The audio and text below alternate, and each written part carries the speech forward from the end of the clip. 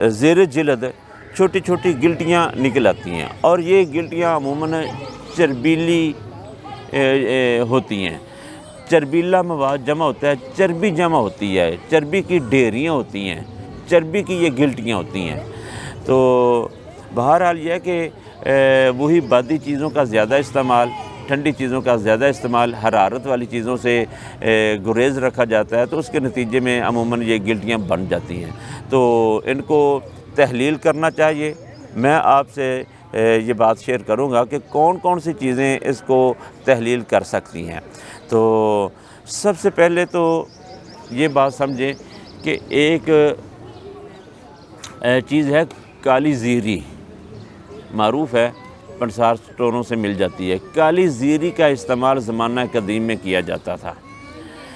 کالی زیری کا استعمال کسی بھی صورت میں کیا جا سکتا ہے۔ ایک تو صورت یہ ہے کہ کالی زیری پیس لی جائے، اس کا 0 سائز کیپسول یا اس سے کم مقدار یہ دن میں 3 مرتبہ استعمال کی جائے، کیپسول میں ڈال کر یا سفوف کی شکل میں، تو اس سے آہستہ آہستہ کم ہونا شروع ہو جائیں گی۔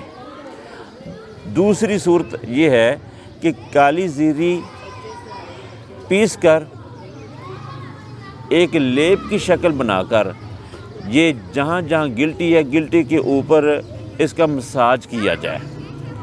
ممکن ہو تو وہاں پر اگر پٹی بھی کر دی جائے تو بھی ٹھیک ہے، تو اس سے بڑی جلدی فائدہ ہوگا۔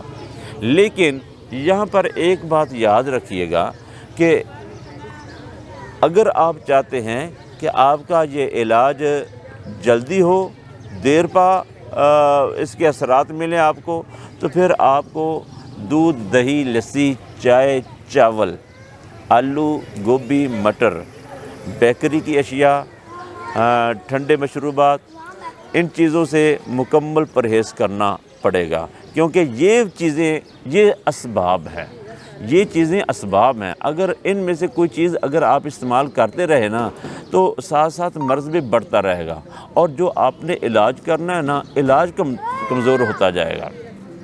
علاج کو تقویت دینے کے لیے ان چیزوں کا پرہیز یہ ضروری ہے۔ تو بہرحال یہ چیزیں مسلسل استعمال کرتے رہیں، اور اس کے علاوہ جو معاون چیزیں ثابت ہو سکتی ہیں، پیاز سے بھی فائدہ اٹھایا جا سکتا ہے، سبز مرچ سے بھی فائدہ اٹھایا جا سکتا ہے، میتھی سے بھی فائدہ اٹھایا جا سکتا ہے، ہلدی سے بھی فائدہ اٹھایا جا سکتا ہے۔ یعنی آپ کے سالن کے اندر ان چیزوں کی مقدار روٹین سے ہٹ کر تھوڑی سی زیادہ ہو تو یہ زیادہ بہتر ہے۔ تو بہرحال یہ چیزیں ان کو استعمال کیا جائے، اس سے فائدہ ہوگا انشاءاللہ العزیز۔